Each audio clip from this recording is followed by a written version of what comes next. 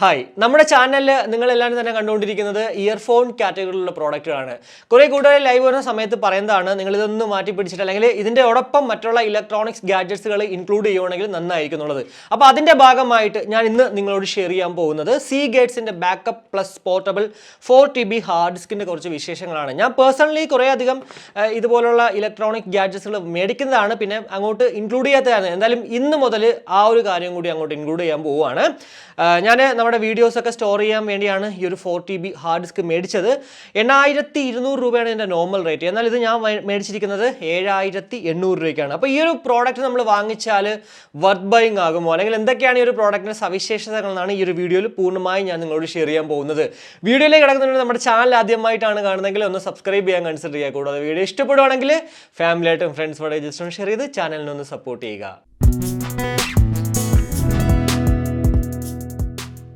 അപ്പോൾ ഇതാണ് നമ്മുടെ ബോക്സ് എന്ന് പറഞ്ഞത്. ഏറ്റവും മുന്നിലായിട്ട് സീഗേറ്റിൻ്റെ ലോഗോ കാണാൻ സാധിക്കും. കൂടാതെ നമ്മുടെ ഹാർഡ് ഡിസ്കിൻ്റെ പേര് ബാക്കപ്പ് പ്ലസ് പോർട്ടബിൾ എന്നും അതുപോലെ തന്നെ എത്ര TB ആണ് ഇതെന്നുള്ളത് ഇവിടെ എഴുതിച്ചിട്ടുണ്ട്. ഇനി ഒരു വലത് സൈഡിൽ നോക്കുവാണെങ്കിൽ ഇവിടെ month and year of import എന്ന് പറയുന്നത് ജൂലൈ 2021, അതുപോലെ തന്നെ month and year of manufacturing എന്ന് പറയുന്നതും ജൂലൈ 2021 തന്നെയാണ്. മാക്സിമം റീറ്റെയിൽ പ്രൈസ് നമുക്ക് ഇവിടെ കാണാൻ സാധിക്കുന്നത് 11,999 രൂപയാണ്. എന്നാൽ ഇത് ഞാൻ ബിഗ് സേവിംഗ് ഡേയ്സിൽ 7,800 രൂപയ്ക്കാണ് വാങ്ങിച്ചത്. വിൻഡോസിലും അതുപോലെ തന്നെ മാക്കിലും ഒക്കെ നമുക്കിത് വർക്കാവുമെന്നൊക്കെ എഴുതി വെച്ചിട്ടുണ്ട്. ഇനി ജസ്റ്റ് ഒന്ന് പൊട്ടിക്കാം.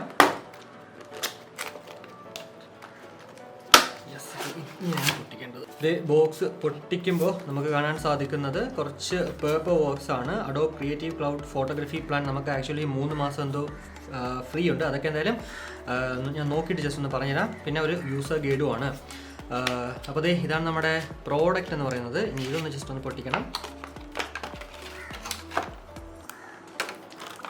ഇതേ ഇരിക്കുന്ന നമ്മുടെ ഹാർഡ് ഡിസ്ക്. എന്തായാലും വളരെ മനോഹരമായിട്ടുള്ള ഡിസൈനും അതുപോലെ തന്നെ കോമ്പാക്റ്റും ആണ്. കൂടാതെ നമുക്കൊരു കേബിൾ, ഡേറ്റ കേബിളും അവൈലബിൾ ആണ്. അപ്പോൾ ഇതാണ് നമ്മുടെ 4TB backup plus external hard disk. എന്തായാലും ഫിസിക്കലി ജസ്റ്റ് ഒന്ന് നോക്കുവാണെങ്കിൽ വളരെ മനോഹരമായിട്ടൊരു ഡിസൈനോട് കൂടിയിട്ട് തന്നെയാണ് ഈ ഒരു പ്രോഡക്റ്റ് നമുക്ക് ലഭ്യമാകുക. ഏറ്റവും മുകളിലും അതുപോലെ തന്നെ ഈ ഒരു ഭാഗത്തായിട്ട് ഒരു മെറ്റൽ ബോഡി കൊണ്ട് നിർമ്മിച്ചിരിക്കുന്ന പോർഷനാണ്. അതല്ലാണ്ട് ബാക്കി എല്ലാം തന്നെ പ്ലാസ്റ്റിക് മെറ്റീരിയലാണ്. അത്യാവശ്യം നല്ല ബിൽഡ് ക്വാളിറ്റി തന്നെയാണ്. അതായത് ഇൻ കേസ് നമ്മുടെ കയ്യിൽ നിന്ന് താഴെ വീണാൽ പോലും അങ്ങനെ പെട്ടെന്ന് അങ്ങോട്ട് പൊട്ടിപ്പോകാനായിട്ട് ചാൻസസ് വളരെ കുറവാണ്. മുന്നിൽ ഇടതുവശത്ത് ഏറ്റവും മുകളിലായിട്ട് കാണാൻ സാധിക്കുന്ന ഒരു LED ഇൻഡിക്കേറ്ററും തൊട്ട് സൈഡിൽ അതായത് വലതുവശത്തായിട്ട് സീഗേറ്റിൻ്റെ ലോഗോയും ഉണ്ട്. ഇനി ഏറ്റവും മുകളിലായിട്ട് നോക്കുകയാണെങ്കിൽ മൈക്രോ ബി പോർട്ടും ഉണ്ട്. ഈ ഒരു മൈക്രോ ബി പോർട്ട് ഞാൻ ഇതിന് മുന്നേ കണ്ടിട്ടുള്ളത് നമ്മുടെ സാംസങ്ങിൻ്റെ നോട്ട് 3യിലാണ്. ഇതിലും ആക്ച്വലി എന്താ പറയുക, നമ്മുടെ ഇപ്പോൾ ഈ ഒരു സീഗേറ്റിലാണ് ഞാൻ ഈ ഒരു മൈക്രോ ബി പോർട്ട് കാണുന്നത്. ഇപ്പോൾ മൈക്രോ ബി പോർട്ട് ആണെങ്കിൽ പോലും നമുക്ക് നമ്മുടെ മൈക്രോ USB പോർട്ടും ഉണ്ട് ഈ ഒരു ഹാർഡ് ഡിസ്ക് ചാർജ് ചെയ്യാൻ പറ്റും. ഞാനിത് പറയാൻ കാരണം എന്ന് വെച്ച് കഴിഞ്ഞാൽ നമ്മുടെ നോട്ട് 3 ഞാൻ ചാർജ് ചെയ്യുന്നത് മൈക്രോ USB കേബിൾ കൊണ്ടായിട്ടാണ്. ഇനി ഹൈറ്റ് നോക്കുവാണെങ്കിൽ 11.5 ആണ്. അതുപോലെ തന്നെ വിഡ്ത്ത് നോക്കുവാണെങ്കിൽ 8 സെൻറ്റിമീറ്ററും കൂടാതെ ഡെപ്ത് എന്ന് പറയുന്നത് വെറും 2.1 സെന്റിമീറ്റർ ആണ്. അതുകൊണ്ട് തന്നെ നമ്മുടെ കയ്യിൽ എന്താ പറയുക, ഒരു കോമ്പാക്ട് സൈസാണ് നമുക്ക് മനസ്സിലാക്കാൻ സാധിക്കും. കയ്യിൽ ഇങ്ങനെ ഒതുങ്ങിയിരിക്കുന്നുമുണ്ട്.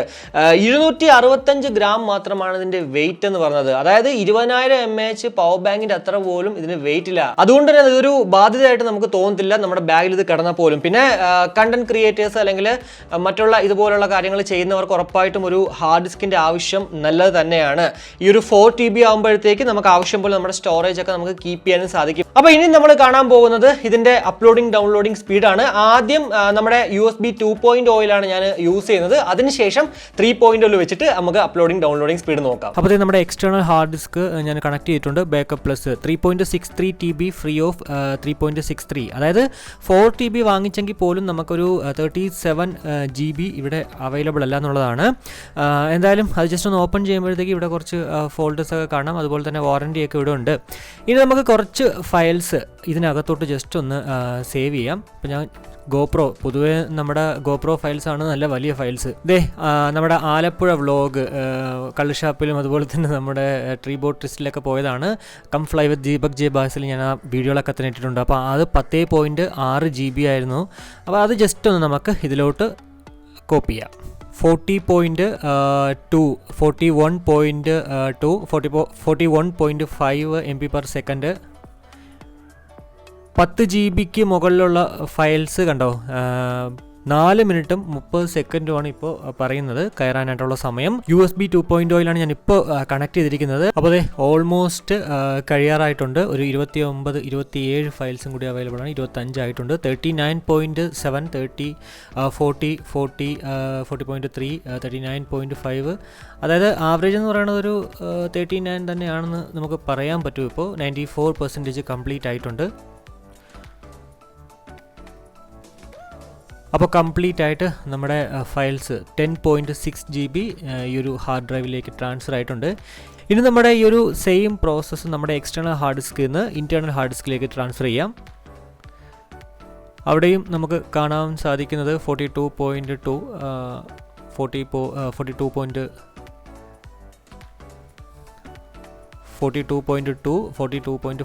41.9, വീണ്ടും 42 മാറിയിട്ടുണ്ട്. 4 മിനിറ്റ്സും 30 സെക്കൻഡ്സും തന്നെയാണ്. സെയിം ആ ഒരു ടൈം റിമൈനിങ് തന്നെയാണ് ഇവിടെയും കാണാൻ സാധിക്കുന്നത്. അതായത് നമ്മുടെ എക്സ്റ്റേണൽ ഹാർഡ് ഡിസ്കിൽ നിന്ന് ഇൻറ്റേർണൽ ഹാർഡ് ഡിസ്കിലും USB 2.0 വഴി കണക്ട് ചെയ്തിട്ട്. അപ്പോൾ അതെ 96% കംപ്ലീറ്റ് ആയിട്ടുണ്ട്. ഇപ്പോഴും നമുക്കിവിടെ കാണാൻ സാധിക്കുന്നത് 41.3, 42, അതായത് നമുക്കൊരു 40 ആവറേജിൽ നമ്മുടെ എക്സ്റ്റേണൽ ഹാർഡ് ഡിസ്കിൽ നിന്ന് ഇൻറ്റേർണൽ ഹാർഡ് ഡിസ്കിലേക്ക് സാധനം കോപ്പി ആയിട്ടുണ്ടെന്നുള്ളതാണ്. ഇനി നമ്മൾ കാണാൻ പോകുന്നത് USB 3.0 കണക്ട് ചെയ്തിട്ട് എങ്ങനെയായിരിക്കും ആ ഒരു ട്രാൻസ്ഫറിങ് സ്പീഡ് എന്നുള്ളതാണ്. അപ്പോൾ ഞാൻ ഇവിടെയും ട്രാൻസ്ഫർ ചെയ്യാൻ പോകുന്നത് ആ ഒരു സെയിം ഫയലാണ്. 10.6 GB ആലപ്പുഴ ആ ഒരു ഫയൽ ഞാൻ ബാക്കപ്പ് പ്ലസിലോട്ട് ട്രാൻസ്ഫർ ചെയ്യുന്നു. ഇപ്പോൾ ഇവിടെ കാണാൻ സാധിക്കുന്നത് 127 MB/s, 129, 128 കണ്ടോ. USB 3.0 എന്തായാലും നമുക്ക് 1 മിനിറ്റും 15 സെക്കൻഡും മാത്രമാണ് ടൈം റിമൈനിങ് കാണിക്കുന്നത്. എന്തായാലും ഇവിടെ നമുക്ക് കാണാൻ സാധിക്കുന്നത് വളരെയധികം നല്ല സ്പീഡോട് കൂടിയിട്ട് തന്നെ മറ്റേതിനേക്കാളും ഒരു 3 ഇരട്ടി അല്ലെങ്കിൽ 4 ഇരട്ടി വേഗത്തിലാണ് ഇവിടെ ഫയൽസ് ട്രാൻസ്ഫർ ആവുന്നത്. വെറും 45 സെക്കൻഡ്സ് മതി ഇനിയൊരു 10.3 GB കംപ്ലീറ്റ് ആകാനായിട്ട്. അതായത് ഇൻറ്റേർണൽ ഹാർഡ് ഡ്രൈവിൽ നിന്നും എക്സ്റ്റേണൽ ഹാർഡ് ഡ്രൈവിലേക്ക്. യെസ്, അപ്പോൾ ഇനി നമുക്ക് എക്സ്റ്റേണൽ ഹാർഡ് ഡിസ്കിൽ നിന്ന് ഇൻറ്റേർണൽ ഹാർഡ് ഡിസ്കിലേക്ക് ട്രാൻസ്ഫർ ചെയ്യാം. ഇവിടെയും നമുക്ക് കാണാൻ സാധിക്കുന്നത് 1 മിനിറ്റും 30 സെക്കൻഡ് മാത്രം മതി ഈ ഒരു 10 GB മുകളിലുള്ള ഫയൽസ് ട്രാൻസ്ഫർ ആകാനായിട്ട്. അതായത് എക്സ്റ്റേണൽ ഹാർഡ് ഡിസ്കിൽ നിന്ന് ഇൻറ്റേർണൽ ഹാർഡ് ഡിസ്കിലേക്ക്. 128, 130 വരെ ആവുന്നുണ്ട്. അതേ വീണ്ടും അങ്ങോട്ട് താന്നിട്ടുണ്ട്. എന്നാലും യെസ് 130 വരെ, 131, 133, 134, 136, 138 വരെ വന്നു. എനിക്കൊന്നും ഇവിടെ കുറച്ചുകൂടി സ്പീഡിൽ കയറുന്നത് നമ്മുടെ ഇൻറ്റേർണലിൽ നിന്ന് എക്സ്റ്റേണലിലേക്ക് ട്രാൻസ്ഫർ ചെയ്യുമ്പോഴാണ് USB 3.0. ഇപ്പോൾ നമ്മൾ കണ്ടുകൊണ്ടിരിക്കുന്നത് ആക്ച്വലി എക്സ്റ്റേണലിൽ നിന്നും ഇൻറ്റേർണലിലേക്ക് ട്രാൻസ്ഫർ ചെയ്യുന്ന സ്പീഡാണ്. 128, 127, 129 എന്നിങ്ങനെ നമുക്ക് നമ്മുടെ ഇൻറ്റേർണലിൽ നിന്നും എക്സ്റ്റേണലിലോട്ട് ട്രാൻസ്ഫർ ചെയ്തപ്പോൾ കിട്ടിയപ്പോഴത്തേക്ക് ഇവിടെ വീണ്ടും അങ്ങോട്ട് കയറുന്നുണ്ട്. 132 വരെ ആയിട്ടുണ്ട്. 131, 137 വീണ്ടും. എന്തായാലും ഇത് ആക്ച്വലി വേരി ചെയ്യുന്നുണ്ട് അങ്ങോട്ടും ഇങ്ങോട്ടും ഒക്കെ. എന്നാൽ പോലും അത്യാവശ്യം നല്ല സ്പീഡോട് കൂടിയിട്ട് തന്നെയാണ് കയറുന്നത്. അപ്പോൾ ഇപ്പോൾ കണ്ടതാണ് നമ്മുടെ അപ്ലോഡിങ് ഡൗൺലോഡിങ് സ്പീഡ്. അത് USB 2.0 അതുപോലെ തന്നെ USB 3.0. ഉറപ്പായിട്ടും ഈ ഒരു കാലഘട്ടത്തിൽ ഏതൊരു പ്രോഡക്റ്റ് വാങ്ങിച്ചാലും, അതായത് ലാപ്പ് വാങ്ങിച്ചാലും അതുപോലെ തന്നെ PC വാങ്ങിച്ചാലും USB 3.0 പോർട്ട് ഉണ്ടായിരിക്കും. അതുകൊണ്ട് തന്നെ വളരെ എന്താ പറയുക, ഒരു 100 MB/s നമുക്ക് ഈ ഒരു പ്രോഡക്റ്റിൽ നിന്നും അപ്ലോഡിങ് ആയാലും ഡൗൺലോഡിങ് ആയാലും കിട്ടുമെന്നുള്ളത് നമ്മൾ കണ്ടു. ഇനി മറ്റൊരു കാര്യം എന്ന് പറയുന്നത്, നമുക്ക് ഈ ഒരു ഹാർഡ് ഡിസ്ക് നമ്മുടെ മൊബൈൽ ഫോണുകളിൽ കണക്ട് ചെയ്യാൻ സാധിക്കും OTG കേബിൾ യൂസ് ചെയ്തിട്ട്. എന്നാൽ ട്രാൻസ്ഫറിങ് സ്പീഡ് എന്ന് പറയുന്നത് വളരെ സ്ലോ ആണ്. അതുകൊണ്ട് തന്നെ നമ്മളത് കൂടുതൽ കാര്യമായിട്ട് വെക്കേണ്ട. എന്നാൽ പോലും നിങ്ങൾക്ക് ഇൻ കേസ് നിങ്ങളൊരു സ്ഥലത്ത് പോകുമ്പോഴത്തേക്ക് നിങ്ങളുടെ കയ്യിൽ ലാപ്ടോപ്പ് ഇല്ലെങ്കിൽ പോലും ഈ ഒരു നിങ്ങൾ മൊബൈൽ അല്ലെങ്കിൽ ഗോപ്രോയിലേക്ക് എടുത്ത ഷോട്ടുകൾ ഇതിലോട്ട് ട്രാൻസ്ഫർ ചെയ്യാൻ സാധിക്കും. പക്ഷേ ഇത്തിരി സ്ലോ ആണ്, അത് ഞാൻ വീണ്ടും പറയുവാണ്. എന്തായാലും ഇതൊക്കെയാണ് നമ്മുടെ Seagate portable backup plus hard ഡിസ്കിനെ കുറിച്ചിട്ട് എനിക്ക് നിങ്ങളോട് ഷെയർ ചെയ്യുന്നുണ്ടായിരുന്നത്. എന്തായാലും ഈ ഒരു വീഡിയോ ഇഷ്ടപ്പെട്ടു നമ്മുടെ ഫാമിലിയായിട്ടും ഫ്രണ്ട്സോടെ ജസ്റ്റ് ഷെയർ ചെയ്യുക, കൂടുതൽ ലൈക്ക് ചെയ്യാനും കമന്റ് ചെയ്യാനും മറക്കണ്ട. ഇനി സബ്സ്ക്രൈബ് ചെയ്തിട്ടില്ലെങ്കിൽ ഉറപ്പായിട്ടും സബ്സ്ക്രൈബ് ചെയ്യുക. അപ്പോൾ മറ്റൊരു വീഡിയോ കാണുമ്പോഴേക്കും ബൈ.